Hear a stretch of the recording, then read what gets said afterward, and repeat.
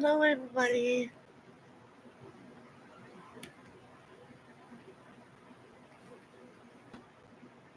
Scroll down on this one. This one. Why am I not?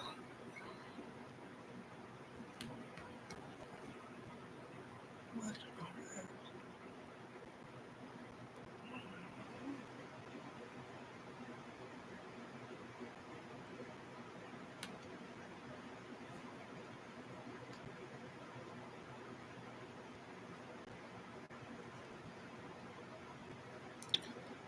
Something is going on with my live stream.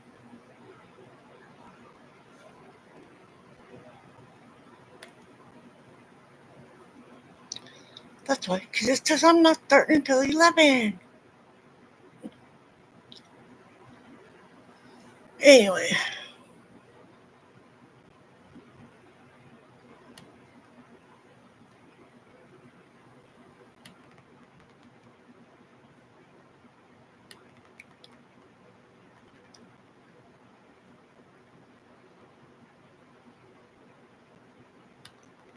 sorry guys, I'm trying to get this thing set up.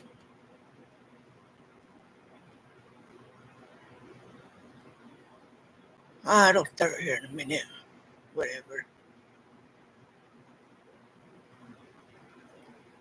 Video source is required. Okay.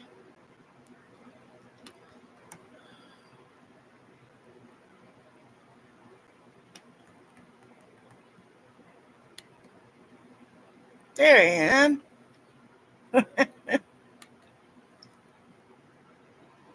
Figured it out. Hey, Lily. Thank you for stopping in. I know you're going to take a nap. Skip that over. So there we go. Now maybe I can see the chat over here too. Yes, I can. Okay. I have to switch from side to side.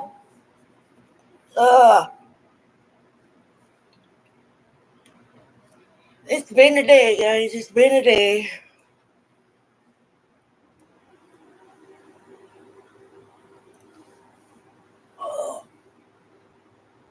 I started early, so I'm going to wait for a couple minutes and let people come in.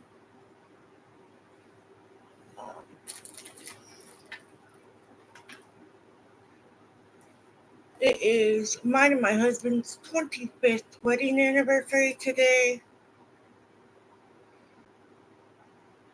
Pretty proud of that accomplishment.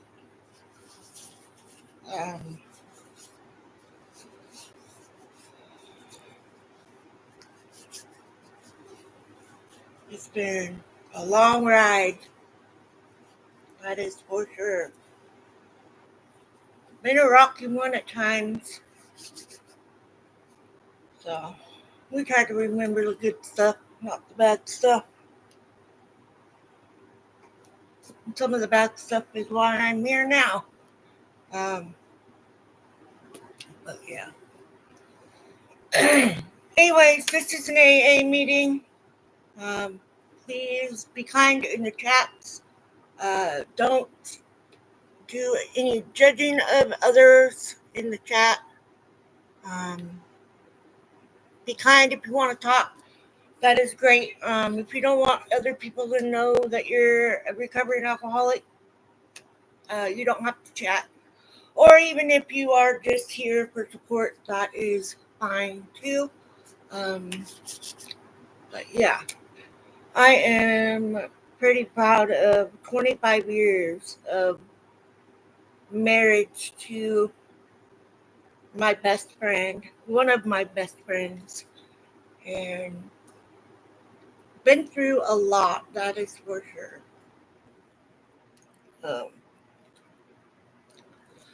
Everybody says, well, they don't last that long anymore, and that is true. Marriages don't last this long anymore, and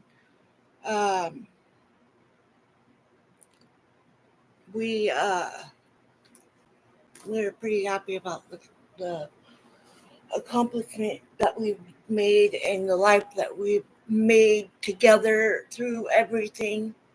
The hardships, the good times, the bad times, the ugly times, and through it all. We've been through quite a bit of stuff. So, but I'm glad he's by my side. Anyways, I'm Sandra, and I'm an alcoholic. God, grant me the serenity to accept the things I cannot change, the courage to change the things I can, and the wisdom to know the difference. So I always put in the description what we're reading, what page, what story, what step, what tradition. It's usually in the description of the videos.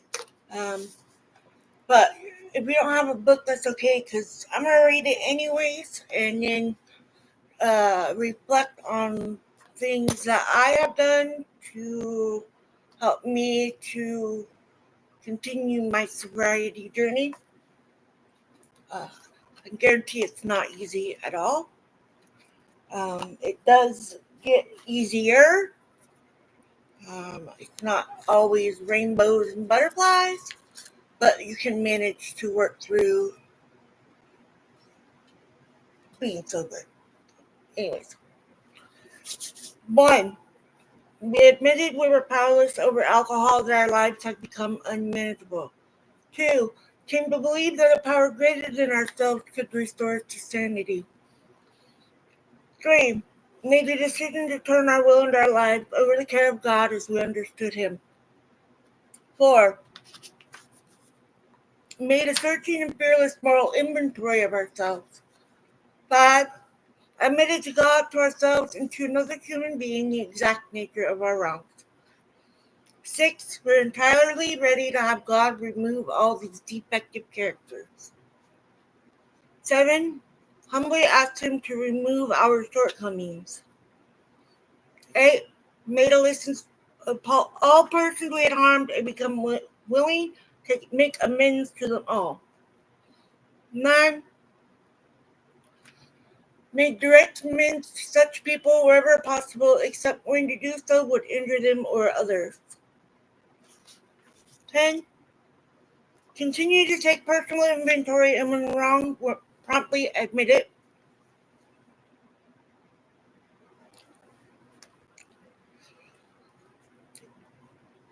11. Sought through prayer and meditation to improve our conscious contact with God as we understood Him, praying only for knowledge of His will for us and the power to carry that out. And 12. Having a spiritual awakening as a result of these steps, we tried to carry this message to alcoholics and to practice these principles in all our affairs. So right now we are on step 8 on page 77. Let my sponsor know I am live.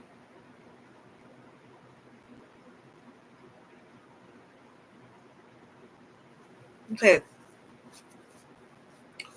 Made a list of all persons we had harmed and become willing to make amends to them all. Step 8 and 9 are concerned with personal relations. First, we take a look backward and try to discover where we have been at fault. Next, we make a vigorous attempt to repair the damage we have done. And third, having thus cleaned away the debris of the past, we consider how with our newfound knowledge of ourselves, we may develop the best possible relations with every human being we know. This is a very large order. It is a task which we may perform with increasing skill, but never really finish. Learning how to live is the greatest peace partnership, and brotherhood with all men and women of whatever description is a moving and fascinating adventure. Every AA found that he can make little headway in this new adventure of living until he first backtracks and really makes an accurate and uninspiring survey of the human wreckage he has left in his wake. To a degree, he has already done this when taking moral inventory. But now that the time has come when he ought to redouble his effort to see how many people he has hurt and in what ways. This reopening of emotional wounds, some old, some perhaps forgotten, and some still painfully festering, will at first look like a purposeless and pointless piece of surgery. But if a willing start is made, then the great advantage of doing this will so quickly reveal themselves that the pain will be lessened as one obstacle after another melts away. These obstacles, however, are very real. The first, and one of the most difficult, has to do with forgiveness. The moment we ponder a twisted or broken relationship with another person, our emotions go on the defensive.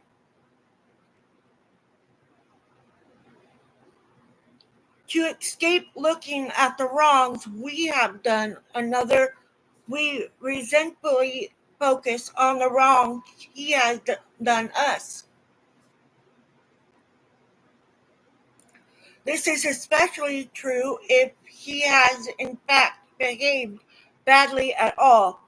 Triumphantly, we seize upon his misbehavior as the perfect excuse for minimizing or forgetting our own. Right here, we need to pick ourselves up sharply. It doesn't make much sense when a real tosspot calls a kettle black.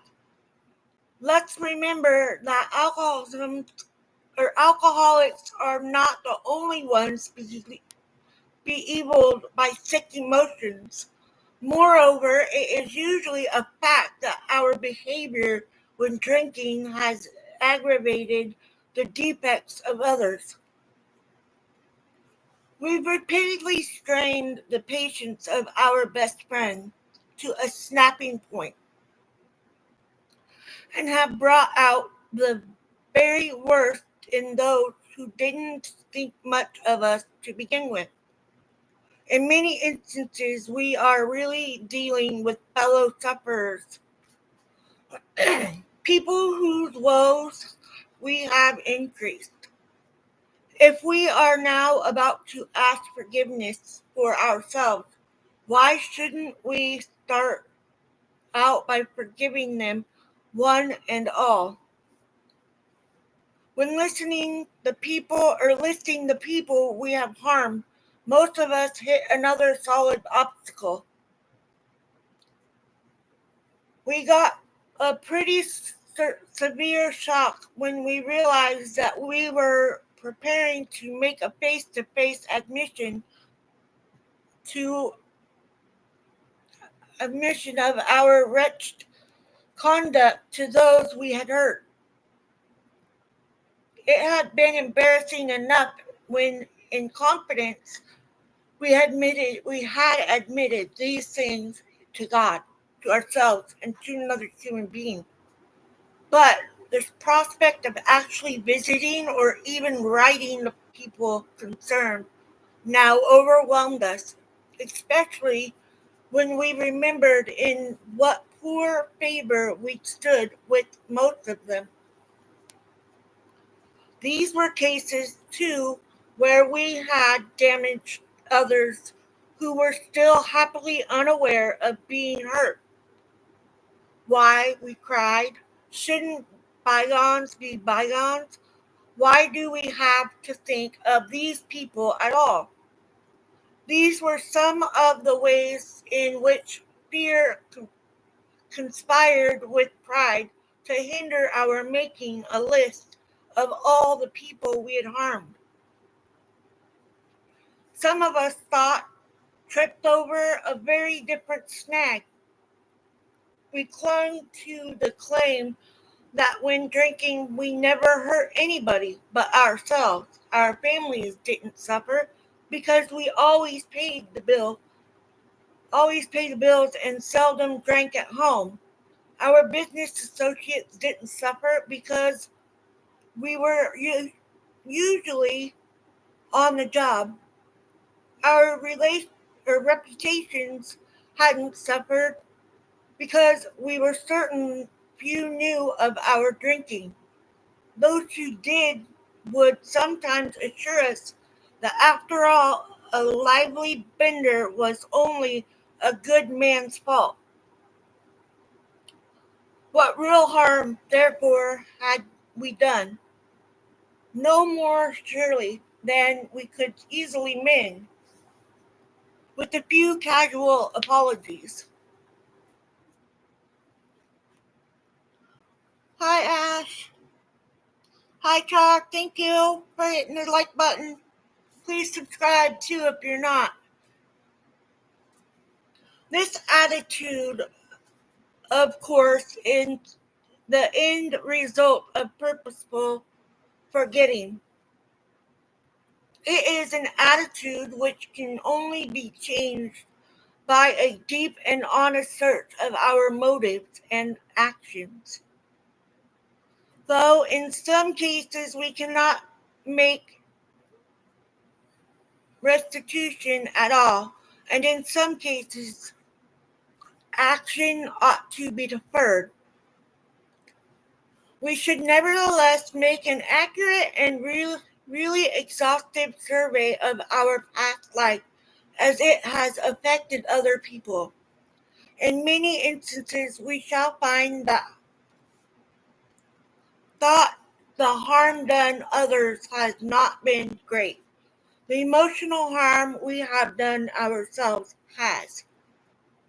Very deep, sometimes quite forgetting. Damaging emotional conflicts persist below the level of consciousness at the time of these occurrences. They may actually have given our emotions violent twists which have since discolored our personalities and altered our lives for the worse.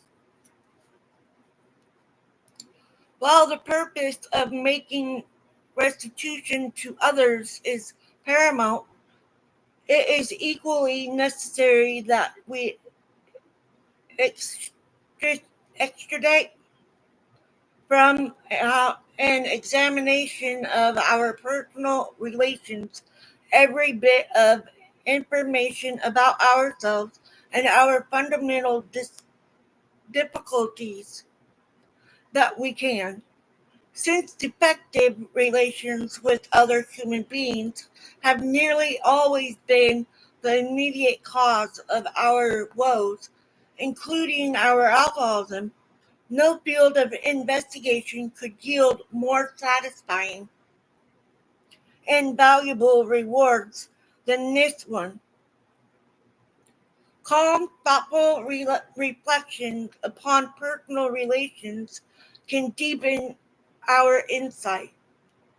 We can go far beyond those things which were superficially wrong with us to see those flaws which were basic flaws, which sometimes were responsible for the whole pattern of our lives.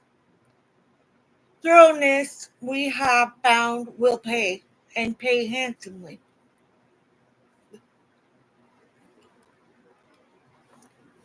We might next ask ourselves what we mean when we say that we have harmed other people. What harm do people do one another anyway? To apply the word harm in a practical way, we might call it the result of instincts in collision, which cause physical, mental, emotional, and spiritual damage to people. If our tempers are consistently bad, we arouse anger in others.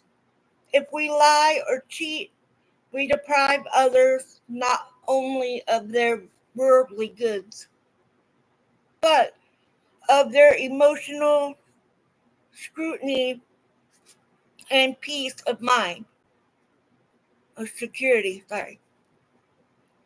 We really issue them an invitation to become contemptuous and vengeful.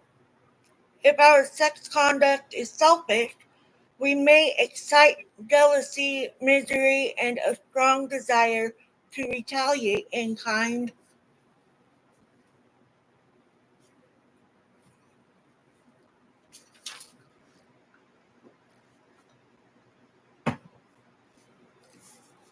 Such gross misbehavior is not by any means a full catalog of the harms we do. Let us think of some of the subtle ones which can sometimes be quiet,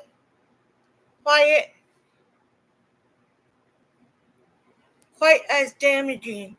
Suppose that in our family lives we happen to be miserably irresponsible, callous, or cold.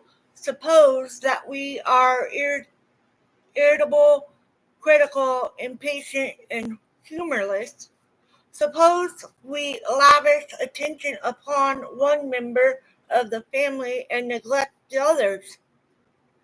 What happens when we try to dominate the whole family, either by a rule of iron or by a constant outpouring of minute directions or just how their lives should be lived from hour to hour?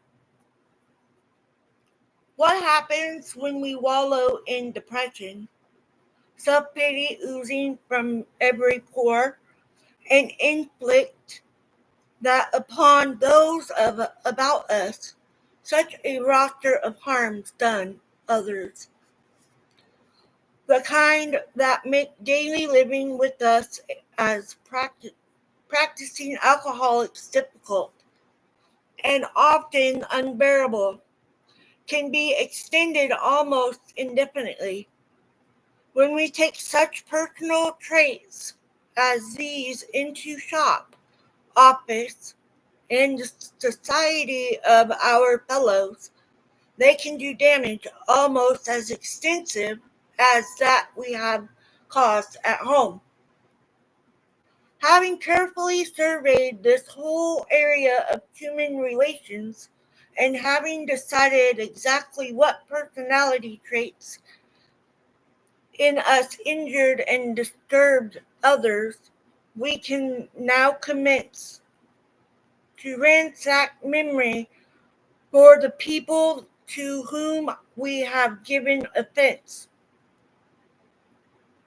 To put a finger on the nearby and most deeply damaged ones shouldn't be hard to do. Then, as year by year we walk back through our lives as far as memory will reach, we shall be bound to construct a long list of people who have to some extent or others been affected. We should, of course, ponder and weigh each instance carefully. We shall want to hold ourselves to the course of admitting the things we have done, meanwhile forgiving the wrongs done to us, real or fancied.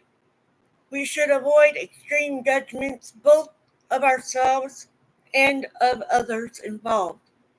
We must not exaggerate our defects or theirs. A quiet, objective view will be our steadfast aim. Whenever a pencil falters, we can fortify and cheer ourselves by remembering what AA experience in this step has meant to others. It is the beginning of the end of isolation from other fellows and from God.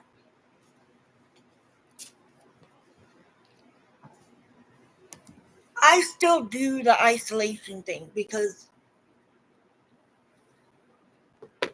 I don't want to say the wrong thing and make people mad. I don't want people to think that I'm trying to tell them what to do when I'm explaining to them that you need to do the steps. Or if there's a person, I'll take this for an example. Yesterday was quite shocking to me. So I got upset at the courthouse, and I had to go out because I was just getting mad, and I let my mouth override. But I still left. I walked out. I could have ended up in jail, but I didn't. And it wasn't a bad thing for me per se, because it had nothing to do with me, but I was being brought into it, not on my account. Because this, of course, like I said, had nothing to do with me. But I was sitting outside waiting for my sister to come out. And this guy, I don't know, the higher power puts people where he wants them to be at that time. So I'm just going to say I was there for this, and it was gratifying, but also, and be trying to be okay to speak to people because I have found my voice, thank goodness. But this guy was there, and he was talking, he was saying something, and I was like, what? And I thought he was asking for a cigarette. I don't smoke. I haven't smoked for a year and a half. And so I was like, I don't have any cigarettes. He goes, oh, no, I wasn't talking about that. And I was like, oh, okay. And he brought up that he is in sobriety. And I said, oh, that's cool. Good job on becoming sober. He goes, yeah. And he started to walk off. And I said, well, I have 10 years sobriety from and I've used AA as my way to get sober. And he comes back over and he holds his hand out to me and he goes like this. Right here on the top of his hand is a coin tattooed to his hand for NA. God does mysterious things, and it's like that is why I use my voice and I say, hey, I'm a recovering alcoholic, and I'm not scared to say that. Because after all, that's what I am. I am a recovering alcoholic, and I will be for the rest of my life. And these steps are the tools to help you do it. And step 8, sorry, I said 7 earlier, we're on 8. But being able to admit to myself and to another human being the nature of my wrongs, and being able to, because yes, I have I have a sponsor. I've had 2 sponsors, but I have 1 now. I write my stuff down sometimes. I don't always write it down anymore because I know where to go with it. And but I did do my 4th step. I went through all my steps, and it took me quite a while to do all of my steps. And I still work on my steps because there are those past things that are back here that I still feel were my fault in a way. And in most ways, I cannot make amends to those people. And some of them weren't for me to make amends to. But I felt that it was me. All of my life, I felt it was me. And it wasn't. And it took me talking to my sponsor about it and realizing that there's no way that that was my fault.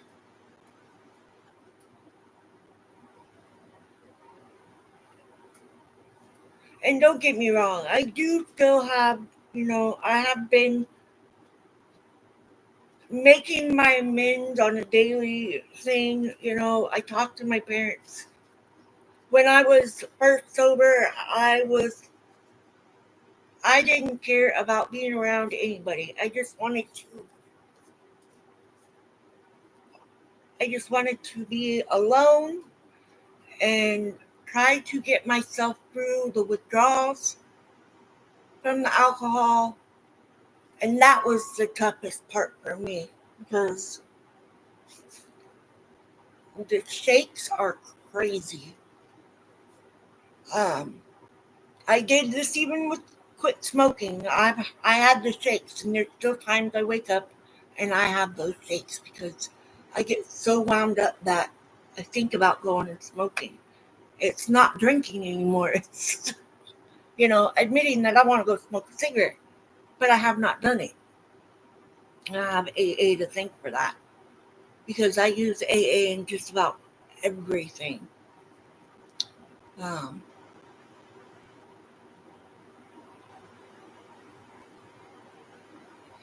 but working your steps, it really does work. And some of us get it and some of us don't. And some of us are able to stay sober lifelong. Some of us can't. And we can't be the people that go and say, well, you're still drinking, blah, blah, blah, you're not. Well, no, you can't do that. AA is for everyone and it's for life. It doesn't matter how many times you fall down, you can still come back. And getting yourself to that point where it finally gets the right spot, you can kick it. And it's sad that some of us don't make it out. And there's nothing that anybody can do or say or change for them to get it because it is, after all, something that the person themselves has to be willing to change on their own and not have somebody telling them that they have to, because the more you push it, the farther they go away. And I learned that when my sister decided to start AA 8 months after me. And it taught us how to deal with each other when we are in an argument. It taught us how to get along a lot better. We still have our arguments, but they're nothing like they used to be. Definitely not like we were when we were drunk. Um, but having my sister right there, sobriety, with me, going through it and recognizing the things that we shared in those times, it's helped a lot. Because we do have a lot of the same traumas. After all, we are identical in a lot of ways. Some of our character defects are the same, not all of them. We are separate people. We have our own minds. I mean, but I am glad I have my sister with me on sobriety, and I'm glad I'm here to be able to talk about alcoholism and let people know that there is help out there. There's help for everything. Just reach out. You have to admit your problem to yourself first and reach out because you can get the help. And it's free. It's free help. Um, and giving free help is why I'm doing these meetings. I got the gift for free and I'm giving it for free. I'm going to read the daily reflection and then get on with the rest of the day.